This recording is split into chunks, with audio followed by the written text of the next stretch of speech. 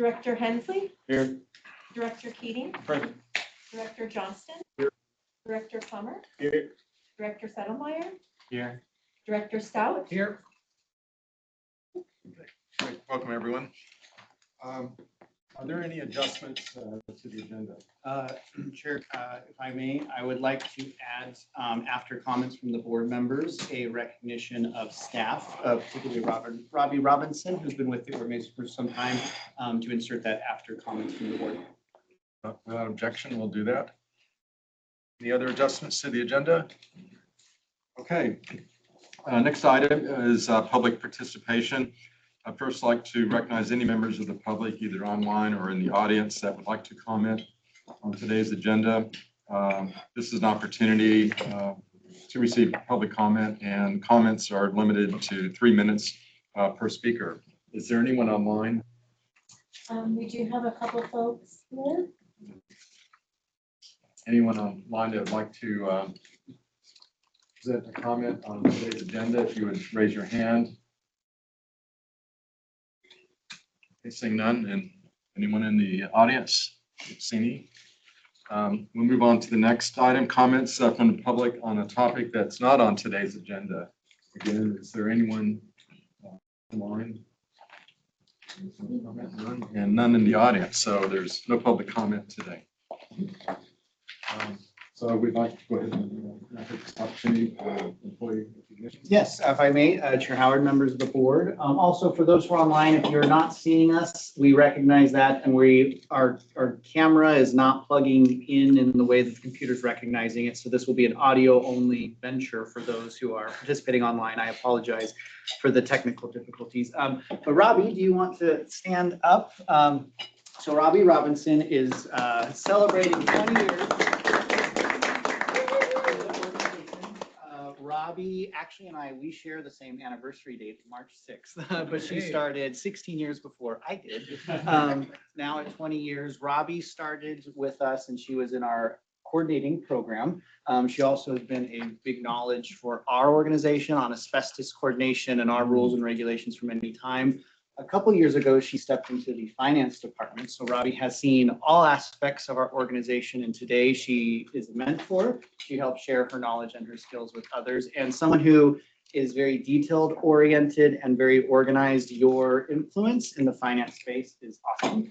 So thank you, Robbie, for 2 years, and I want to present to you our appreciation. Awesome, thank you. Thanks, Robbie.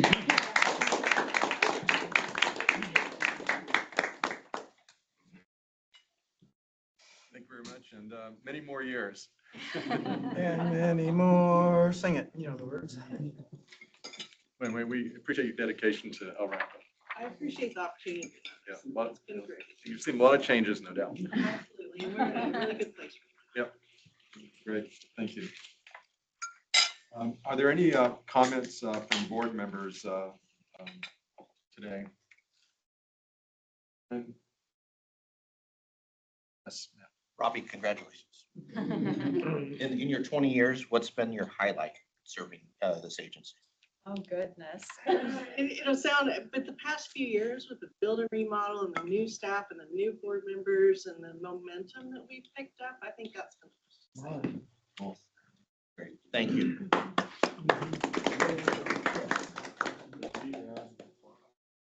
Sorry to put you on the spot. Gee, I thought it was my autograph or something. Yeah, there you go. Good luck with that. Make sure you say Howard Stern. Okay, with that, moving on. Approval of the meeting minutes. Everyone got the minutes from the February 12th, 2026 board meeting. Is there a motion to approve the minutes? Chair Howard, I'd like to approve the meeting minutes for February 12th, 2026, please. Second? Second. Seconded. Are there any comments, corrections, discussion? 1 second. What page are the minutes on? Sorry. Page 1, right after the agenda. Well, that would make sense. But you're looking Right at up I'm looking the, at the wrong one. there's There a, you go. No budget. Will not be in the budget. Here comes one, yeah. Send it on down. Does I'll be- anyone I'll- else no, need, this is a does quick- anyone else need a board packet at this time? Just making sure.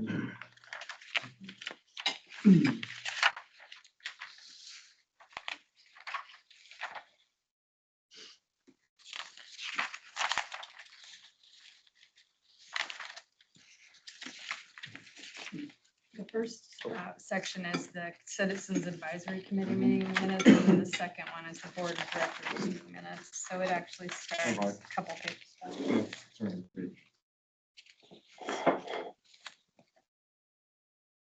Sorry. I assembled a board packet this time and I forgot to put the red page numbers for everyone on there, so my apologies. I know, it makes it extra hard without that. We need, It's gotta we come need up in your Heather's review. expertise, Okay. yeah. All right, There you go. seeing that there are no comments or corrections, call for the question. All in favor of approving the February meeting minutes, say aye. Aye. All opposed? Thank you. We move on to Kelly, Citizen Advisory Committee. All right, good afternoon, everybody. So during our February meeting, since the Title 43 rules were still under review, Travis provided a summary of the rulemaking process to the group. It was really great. It was very helpful to understand timelines and then where the CAC fits into that. It also triggered a conversation just about what triggers rule changes, things like fee changes and federal regulations and that type of thing. But in the case of the Title 43 asbestos, it was really driven towards improving clarity. And so that was really helpful for the group to know that there's this opportunity, especially with this group, of making sure it's clear to us and where we can contribute. It was also decided that since that the Title 43 is 33 pages, that ideally, whenever it comes back from the attorney, we're going to send that out to the CAC first. And hopefully everybody will have a chance to review it so that we can come to the next meeting, since, we only have an hour, with comments, with questions and that sort of thing. And if needed, we can push it into another meeting, but ideally we'll come to the table all a little bit prepped. So. Any questions, Kelly? Howard, Yes. if I may, I also just want to express appreciation to Kelly for her leadership through this, what is using the CAC as a rules advisory committee, which is what it's called kind of on the state level. Kelly's already engaging with abatement contractors and helping to make them aware of this rulemaking and bringing some of that attention and presence to the committee. So that way, as we're moving through this advisory reflection, we do have good subject matter expertise who are paying attention to these changes so we can get that feedback holistically and organically. Thank you, and thanks to all the CAC members for working on this. Very important. Thanks for the opportunity. Okay, and any other questions of Kelly? See, no other questions. Can you mind if I ask what this board can do to help strengthen the Citizens Advisory Committee? Is there anything you'd like to see more from us, either as individuals or as a body, to better your work? Yeah, well, I would say that even getting the support for adding additional members, that was one reason that I reached out, is because, the conversation about having a little bit more broad perspective. And so we thought we would have the Title 30 or 43 when I initially reached out to a local asbestos abatement. But that was great knowing that you guys support that too, and that helped strengthen us. So I think for now, that's already helpful enough, and it'll be interesting to see how we might be able to expand that group. So far, things are good. Can't think of anything yet. Thank you. Okay. Thank you very much. Moving right along. Next item is like the chair, vice chair. This was an action item that was deferred to this month. And you.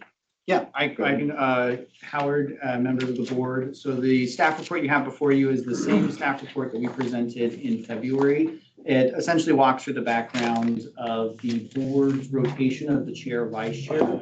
Historically, the board does not have any bylaws or anything that puts formal structure that we're required to follow. It is much more informal in that regard, but the historic approach has been the chair or the vice chair becomes chair, and then essentially a vice chair is appointed. The duration of that relationship where those placements usually has shifted year to year, but the last couple of years, there has been some holding that the same to help with some of the leadership transition that's been underway. And this vote was deferred last month to this. Brian, Thanks, Chair. I'd like to nominate Director Keating for the chair of the Board of Directors.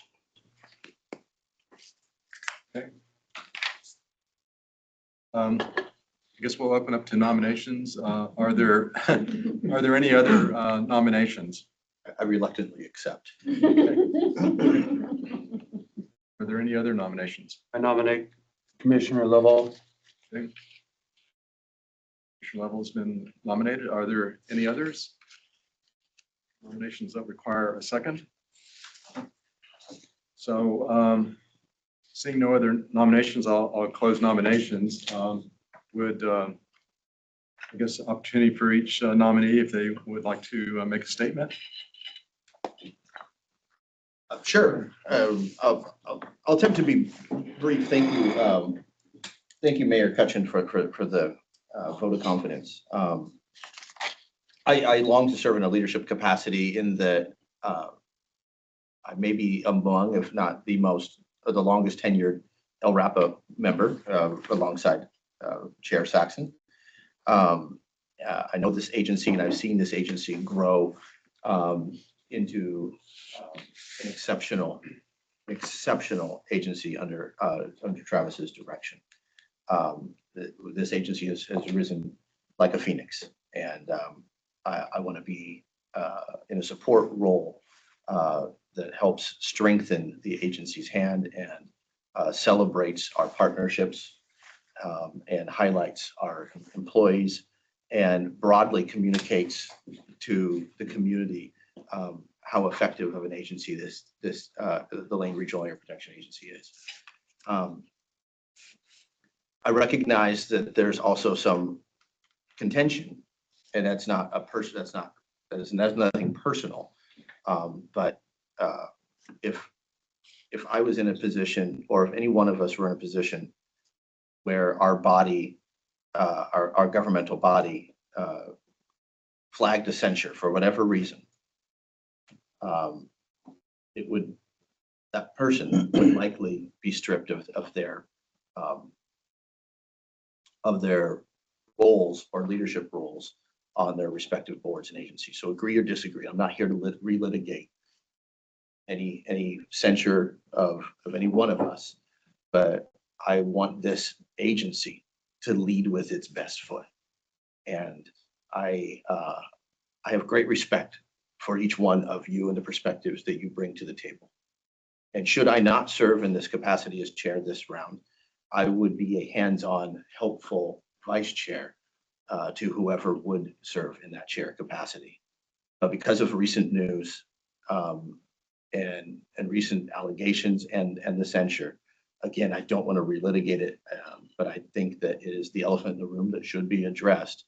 I would want this agency to be led by someone who's not hamstrung in such a way, either personally, politically, professionally. So with respect, I would ask for your support, and I again would want to reach out and reach across the table and work as a partner with however this leadership position or this chair, vice chair election shakes out. I appreciate the vote of confidence, and I'd be honored to earn your support. Thank you, Chair Saxon, and I appreciate the support to you, Jared. Thank you, and I appreciate our connections with both of our Citizens Advisory Group and our employees, and I think I hold all of those similar integrous values that Councilor Keating mentioned dear as well. Let's talk about the elephant in the room. I was prepared to do that. I want to also look at, not to relitigate, but I want to caution a judgment before all the evidence is in. There has been a systematic approach in this censure that has not allowed the other side of the story to surface in the way that it should on due process. So the truth is really not out. We're out there looking at headlines and accusations that I think are targeted in a very convenient fashion and a convenient season now that we're facing election time. It's obvious that I've been a commissioner on the Lane County Commissioners Board that has asked difficult questions, challenged staff on particular data they bring to the board, and have been a staunch non-supporter of the Clean Lane project, where I think there was some illegal things happening there. So there's some sticky things that are happening amongst our board. I want to also highlight I was board chair during 2025. Lane County Board of County Commissioners made 331 decisions that year, 14 of which were split. So as a board chair, I think I led the board in a very positive fashion, and we got the county business done in the most expeditious and unified way that we could. My relationship to the people here in this room has been nothing less than respectful and integrous and of character. I hold everyone's opinion around this table as equal to mine. As I've said before in these meetings, I'm proud to be on this board because we have very differential opinions across the table, but yet we all are working to the same common goal. And so I want to keep facilitating that. I want to bring those differing opinions to the table. I want to bring a sense of honesty and integrity, but I also want us to be able to make tough decisions and work with tough circumstances to the degree that we can as a board. Like Councilor Keating said, this has been a phoenix. And as we've said with Robbie's just recent recognition that we have, this is a highlight of her career right now. And I would like to keep those highlights and employees going because I think Travis has done a wonderful job. Christina's done a great job. Heather's done a great job. Everyone here has lifted the bar higher, and I want to continue to do that, even in light of political criticism. And I would not hope that this board would take and hang their hat on political wrangling rather than the honest relationship that you've had with me. I think I would like you to hold that higher. Thank you. Thank you, David. I guess we'll proceed to a vote. Probably the easiest thing is to call the roll and each of us will vote. We have a comment. I'm sorry. Tonight? Yeah, I'm sorry, I didn't see it. Just a bit of information gathering for me. Travis, I'm going to put you kind of on the spot here. Are you concerned about the elephant in the room? Director Sotomayor, appreciate the opportunity to speak with the board. I want to, which I heard from Councilor Keating as well as from Commissioner Lovell, preserve what I recognize as an identity that this board has, a shared recognition of the need to focus on our work and our business and hold that to like the utmost priority and still be able, despite varied perspectives on the board, be able to engage. From my perspective, the qualifications that I think are really important for this board to be successful is one, ongoing continued engagement and showing up and being present and reading those, our minutes, our information we're providing, able to bring a perspective that is informed to the board, depending on whatever constituent representation they think is best, as well as being able to hold an effective meeting. And in my personal one-on-one interactions with Commissioner Lovell and what I've heard from staff here is we have not on a firsthand basis had any infraction that brings me concern or trouble. And I think as far as those other boxes that I think to be really important for that chair role, I believe that Commissioner Lovell does check those boxes.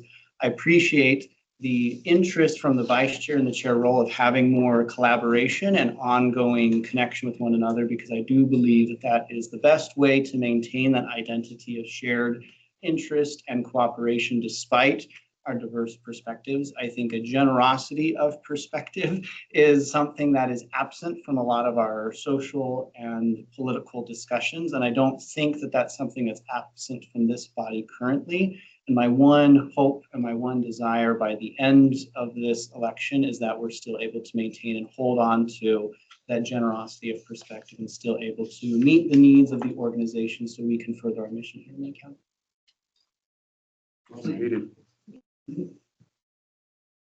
I guess a procedural question, is there an opportunity for board members to make statements here, ask questions, or is it just going straight to a vote? So I don't know procedurally how it works. I think it's fine.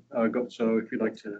Yeah, I will keep it brief. I guess I just wanted to say is this is kind of my, coming onto this board was my first foray into a public service like this. And I just wanted to say that I have appreciated the tenor that has been set on this board of collaboration and respect, and being effective.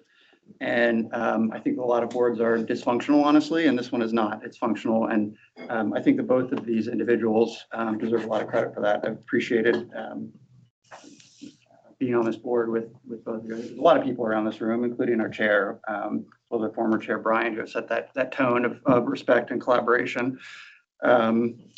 So, I mean, I guess I'm going to have to choose here, but I would be pleased with either one of these individuals. And I think either would make a great board chair. So I've appreciated the contributions that both of you have made to this board. So.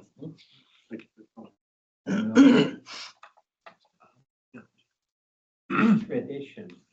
It sounds like something that is working really well. Why would, if it's a coin flip at this point for some of us, perhaps following the tradition of getting a very quality vice chair to support who is formerly the vice chair that would now, by tradition, move into chairmanship. I think holds a nice meaning for me, or a nice. Go ahead, Brian. Thanks, Chair. Let me explain what underlies my nomination. I completely respect Commissioner Lovall, and we both served in our nation's Navy, and so that's a leg up in any book. But LRAPA is a regulatory agency. It depends on public trust, and when the governing body representing over 380,000 residents has formally censured one of its members, I can't support elevating that individual as chair of another public agency. So my obligations to the institution, this institution, and the public trust it depends on, and as Commissioner Lovall said, there's more to be, that is probably going to come out. And so my statement would be there's always time to present his opportunity to lead in another year. So that's kind of what was going through my mind as I looked to nominate Director Keating. Thank you. Thank you, Brian. Dylan. Yeah, I'll just echo some of the things that have been said. I have nothing but respect for all the members of this board and Commissioner Lovall. I've really appreciated, obviously we have different opinions about a lot of things, but I appreciate the way you've shown up. Councilor Keating, your leadership in the city of Eugene as my counselor is very well appreciated. And I will say though, as a union leader for a staff union, hearing concerns raised by county staff about Commissioner Lovall with this process, and obviously there's still ongoing process. It just makes me feel that I personally wouldn't want to support your leadership in this moment, Commissioner, because I want to be sure I'm standing with staff and making sure that with LRAPA, even with Director Knutsen's opinion, feeling that it's okay the way it is, that just I wouldn't want to make any decisions that could jeopardize the happiness of staff and protections of staff in this moment. So I'll just voice my support for Councilor Keating's leadership in this moment, and appreciate everybody though for your willingness to engage in polite and just good faith discourse and disagreement. Anyone else? If not, let's go ahead and proceed to the vote. So if you'd like to follow the roll, each of us will vote. This is a public vote, of course. Chair Saxon, Councilor Keating. Vice Chair Lovell, Commissioner Lovell. Director Cutchin, Councilor Keating. Director Hensley, Commissioner Lovell. Director Keating, Director Johnston, Director Plummer, Director Settlemeyer, Director Stout, Lovell?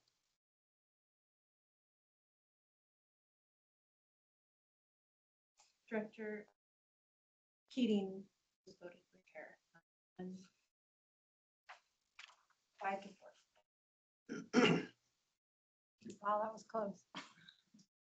I'd like to just say, David, I appreciate your working with me these last couple of years as vice chair. And we've always worked together well, very respectful, and in that regard, I very much respect you and everything, and appreciate all your service to LRAPA, and I know it will continue. So. Thank you. In that, thank you, that spirit of collaboration and mutual respect, I'd like to nominate Commissioner Lovell to continue to serve as Vice Chair of Lane Regional Convention. Is there other nominations for Vice Chair? I would accept. Okay, hearing none, I'll close nominations. We'll take a vote, but so all in favor of appointing Commissioner Lovell as Vice Chair, say aye. Aye. Opposed? Okay, well, thank you very much. There's no secret handshake, but you do get the gavel. Hey, but do you get an outgoing gavel? Do we get something to recognize you with as an outgoing gavel? I don't want to spoil the fun necessarily, but. It's a Rolex watch. Oh, sorry. No, we just passed, we haven't passed the already have one budget of yet, but that's not in the budget. Gavel keychain. We have a tradition of recognizing board service when they're at the conclusion of their service, and that is still in the plan. Good for you. Appreciate that. Still around for a few more months. Moving on to agenda number 8, approval of financial report. Christina. Okay. Shifting gears. Usually to my right, sorry. I know, it's very, I don't know if everybody in the room knows, but I am on the autism spectrum. And so That's what makes you so good. you get kind of like used to your patterns, right? I've never at a board meeting sat on this side of the table. So I'm a little uncomfortable, but it's friendly uncomfortable. But anyways, yeah, so it's interesting. But maybe I'll be across from the table like I was with Chair Saxton with you. So, okay, looking at the financial update as of January 31st, 2025, it is the next document in your packet past the staff report about the voting for chair and vice chair. So, something I want to point out is I added a feature to the chart that I think is better representing what you guys want to see.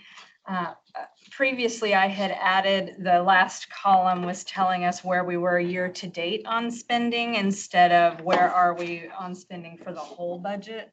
So let's see, the first column that has some green in it is the annual budget variance. So from an annual perspective, we've spent, for instance, on personnel services under the general fund, we have spent 54% of the whole annual budget.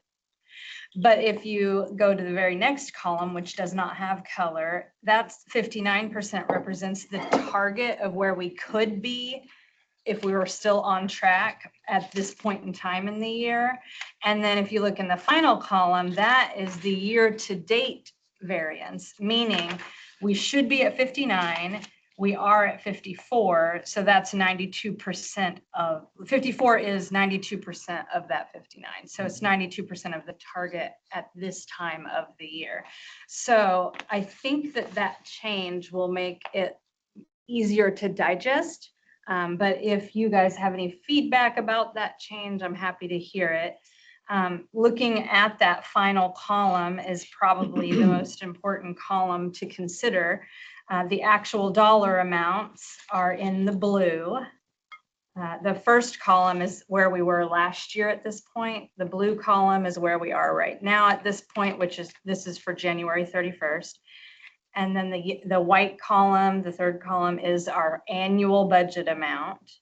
That final column tells us, should we be worried or not?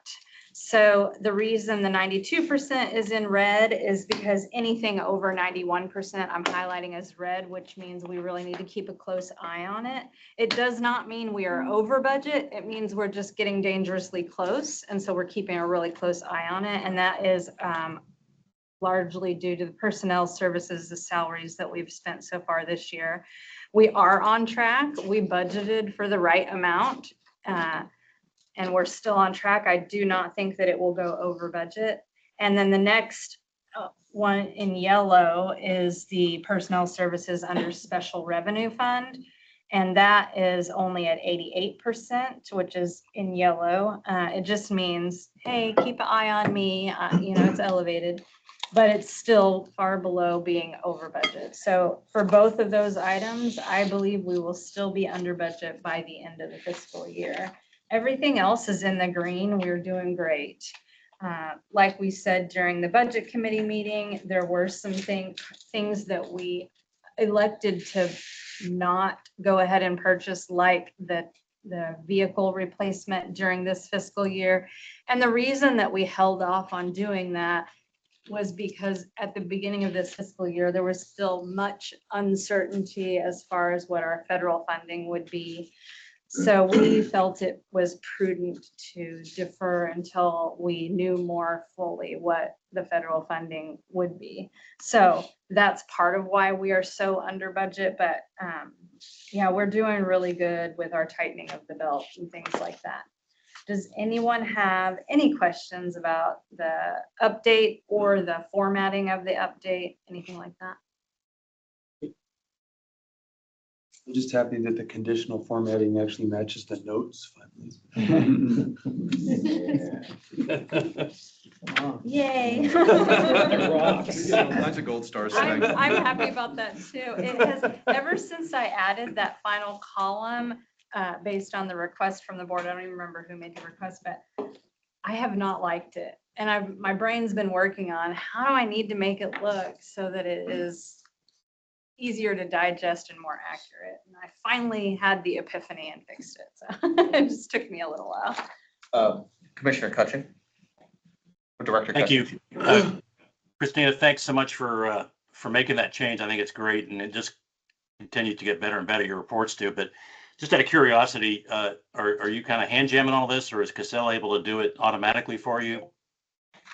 Cassell gives me a format that is not easily digestible like this. So I take what Cassell gives me and I input it into my template. It's pretty easy for me to do. But Cassell does it with every single little line item. And this presentation divides it into the sections like personnel, material and services, and capital. So yes, Cassell does it, but I do have to input it into this template to make it pretty for you guys. Well, thanks for what you do. Oh, thank you. Quick, if I'll insert myself in the queue, if no one else has a question. On the special revenue Title V piece you mentioned during the budget presentation, a need to change that to Title V. Mhm. Does that potentially hamstring us in the future if there is a new special revenue created? Great question. So the thing is, Title V has to be isolated in its own fund per federal regulations. So we would never be able to add anything else into this particular fund but Title V. If we had in the future some other thing that had a regulatory requirement for its own fund, we would just add another fund, a new fund with a new title. Got it. So if that were to happen, we would end up with general fund, Title V fund, grant fund, and whatever the new future fund would be. And so we would do that through, the board would do a resolution to add a new fund, and the reason would be a federally required fund, whatever that may look like in the future. Noted. Do you need a resolution from this board to change it to Title V, or is that an administrative fix that you can do without objection? I think that it's an administrative thing that, because we're not actually changing the structure of the fund, we're literally just changing the nomenclature. But I will defer to everyone else in the room for an opinion on that. Yeah, I think we had this idea just the other day and we haven't totally figured out what all of the important steps would be in that process, but I believe that it's something that just upon agreement of the board, we can make that, but I can't at this point done enough research into it to objectively say that, but I believe that's the case. I would like to request, send a question over to our auditors and just say, how do we need to handle a change in a fund name from a financial regulation perspective? And they can tell me what we need to do. Okay. Chair Emeritus? Thank you. I was going to bring up the same thing. And it just seems to me that it makes sense to change it. I don't think there's any resolution. I think it's more of just a operations administrative thing. I guess, my recommendation would be that if the auditor is okay with changing it to just Title V fund or whatever, and there's no audit, restrictions to do that, just go ahead and do it. Yeah. I mean, it makes sense to me. Call it what it is. Right. So I propose that for next board meeting, I have a staff report ready for you guys with my findings from the questioning the auditors and what we've decided to do. If that seems adequate, then that's what we'll do. And if I'm told we do need a resolution for a paper trail as to why we did it, then I can, in the staff report, let you know that, and I will come prepared with the resolution for you guys to consider. I mean, it seems to me that if there is no adverse things with the auditing agency, you could just come back next month and say, It's look, done. I changed it. I don't know if you need to go through a full staff report in case there needs to be that paper trail, which I don't see happening. All right, thank you. Okay, any other questions about the financial report? Not seeing any, moving on to our I'd like to move that we accept the that would January financial report. I'll second that. been moved and seconded, moved by Director Saxon, seconded by Vice Chair Lovell. Any discussion? Not seeing any, moving to a vote. All in favor of approving the financial report, signal in the affirmative. Aye. Any opposed? It passes unanimously. Okay, supplemental budget. Well, the good news, the short answer is we do not see a need to do a supplemental budget at this time. But to break that down a little, how did we come to that conclusion? You can see the year-to-date and full-year projections in the tables below, starts on page 1 of the report and continues on page 2. You have the year-to-date actuals from the January update report, and then you have the full year projected actuals in the second column. And you can compare that to the adopted budget, which is in the third column. And the fourth column is saying, by the end of the year, we project we will be at this % of spending on the budget. You'll see for the general fund, we predict that we will only be at 87 or 88% of spending, and which I alluded to a little bit during the budget committee meeting. We were budgeted to be able to spend 3.5 million in fiscal year 26, but if our projections are accurate, which I believe they are, we will come in at almost 500,000 below what we budgeted, so that's great. Then on the special revenue, our Title V fund, we will be at 96% spent of that budget, which is good. We want to be able to transfer over to the general fund the correct amount, and so it's good that we will be meeting that. And then the grant fund is only at 73%. That's largely because when we did the budget for fiscal year 26, we thought we would still have a bigger percentage of the tag fund to be spent. But between the time we approved the budget and the actual end of that fiscal year, we were able to spend more tag funding than we thought we would be able to. So it just means we spent less this year. And that was something that was happening as we were recognizing the end of the first targeted airshed grant last spring. As SWS kind of doubled down in terms of trying to move that program and more homes through it to spend those dollars down before the EPA said, we're taking it back at the end of November. Which we did successfully spend every single dollar, and we did not have to leave anything on the table for that grant. So, but that's why we're under budget in the grant fund. So even if we come to the realization that we do need to move a little bit more into those personnel expense categories that are so close to on budget, we would be able to just move that funding from the contingency up to that line item. And so it would be less than a 10% change in the budget, and it would be a 0% change in the appropriations, because the the contingency will cover anything that we would need to increase. So all of that can be done in a regular board meeting without engaging the budget committee, because it would be such a small amount and it's already been appropriated to be used. So really, it would just be the passing of a supplemental budget at the board meeting level. And we could do that. We could technically do that even as late as June, as long as we do it before the end of the fiscal year. But we would want to do it in May, if at all possible, if we feel like we need to. I don't even know that we're going to need to do that because we are still under budget in every category. Any questions about the staff report related to our projection about a supplemental budget needed? It's kind of a agenda item that says it's no big deal, so it's not real. There's not probably a lot of questions, but if you come up with questions or concerns, you know, as always, you can send an email in to Travis and we will make sure we get you what you need. The intent in the staff report that I wanted to pull out was just the analysis that Christine and I went through when we were working on next year's fiscal budget. Because before we even start on that, we look at like, well, what's our projections for the rest of this year? So we know what that beginning fund balance would be for next year. And since we had that data, I felt that this would be helpful to bring to the board. Since you've noted this supplemental budget is not anticipated to be necessary at this time, and there's no formal motion required, without objection, we'll move on to our director's report. Thank you, Christine. Chair Keating, members of the board, for the director's report for February 2026. As always, the executive highlight, if there's one thing to read, that's the page that should give you the most of what's within in the further pages in finer detail.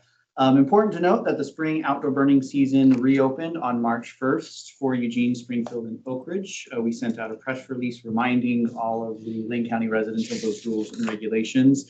At the end of February, we hosted our semi-annual partner meeting here in Eugene. A lot of times it's up in Oak Ridge, where the stakeholders are more prominently located in the community, but every so often we do it down here in Eugene, so more of this region can participate in seeing that share out.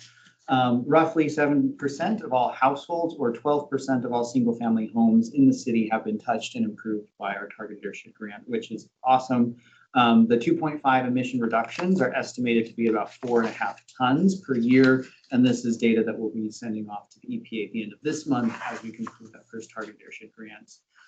The third paragraph in is a little bit meatier of an item, and this is something that just last week, I believe it was, that came to our attention. So the Oregon Department of Forestry is wanting to bring a new resource to the state. It's called beforeyouburn.net. And the intent of this is a one resource where a resident can type in their address in the state and it will tell them the local fire district as well as what that burn authority is, be it a green day to burn or not. And I think this is a great resource if it works in the way that is intended. When LRAPA was aware of this resource, we found that there was quite a bit of division between what was being reported on the site versus what our website and our rules were. Because Title 47 provides us with that regulatory authority, our resource is the first resource. But as we engaged with ODF on it and pointed out some of our concerns as well as DEQ, I believe ODF delayed that kind of formal launching of that website as we work out some of those fine tuning to make sure that that resource they present aligns with what our rules and regulations are. In February, we had a CIS best practice audit. So CIS is City County Insurance Services. It's the government pool that we participate on to get our insurance benefits for employee as well as liability coverage. This is an audit where they come and essentially from an administrative perspective want to make sure that we have policies and procedures in place from an employment matter perspective, that we're working through items as we should, that we have continuing continuity of operations plans, so that way we, in case of some instance of emergency, can be well prepared to navigate that. And that kind of connects to the SOP development, the paragraph below that. Through January and February, we published some SOPs and procedures here, such as workers' compensation return to work procedures such as a slip, trip, and fall. How do we get folks back to a productive state where they are receiving all the resources and support so they can do so? An emergency action and continuity of operations plan, driving eligibility, driving acceptability matrix, and supporting incident reports forms.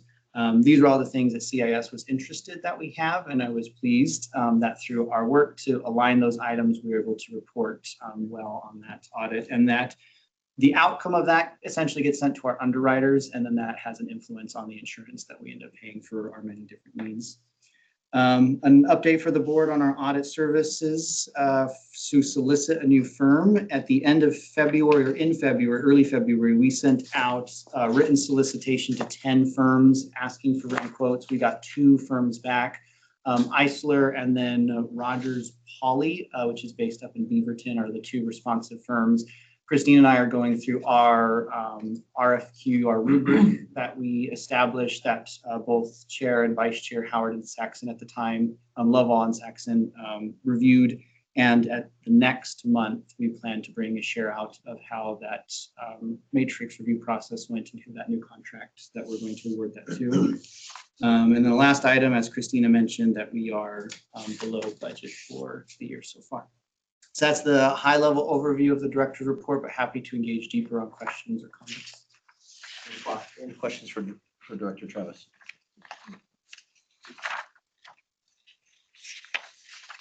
Oh, good one. Yes, Commissioner. I'd just like to tout your creative ability on those budget slides. I'm well done. The transitions, all the visuals, coming from my past of visual photography. Yeah, best one I've seen. Like you said, best presentation ever. So good job on that. Everybody That- involved. I appreciate that, David.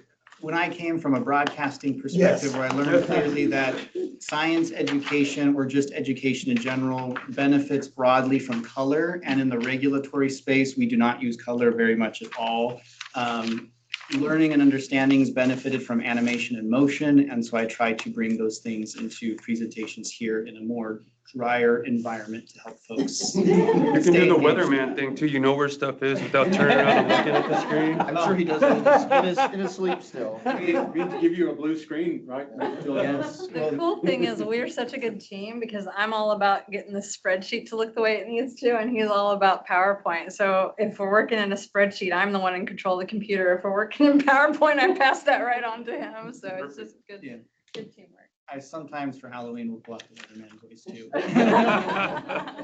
Well, you're pulling lots of color from what we normally deal with was black smoke, which is the accumulation of all colors. Yes, for sure. Well, not seeing any further questions or engagement with our executive director. I think we are ready to wrap this meeting. Thank you all for your attendance. Our next LRAPA meeting is already on the books. Reminder of the date, please. Yes, that is April 12th, I believe, No. April 13th. Ninth. It's, Ninth. 9th. April 9th, and for those keeping score at home, we will likely start at 11 o'clock, an hour early For than the normally budget. do for a potential budget action. And would you remind folks, Christina, as to the deadline? I believe is the 20th to get any questions about the aforementioned budget. I have promised to give the answers on the 20th, which is a Friday. So I would love to have the questions by the Wednesday before that. So I have a good amount of time to research if I need to. St. Patty's Day. So St. Patrick's Day, the 17th will be the deadline for receiving those questions. If you want to see it in the Friday email. If I receive any questions after that and I'm not able to include it in the Friday email, I will include it in whatever we put in the packet for that meeting. Let's get these before St. Patrick's Day, because if I know my colleagues, that is going to be fun day. All right, without objection, we are adjourned. So Chair Keating, you I have was set raised the on the orange precedent. side of We're the out of here Irish 55 flag, minutes so- early.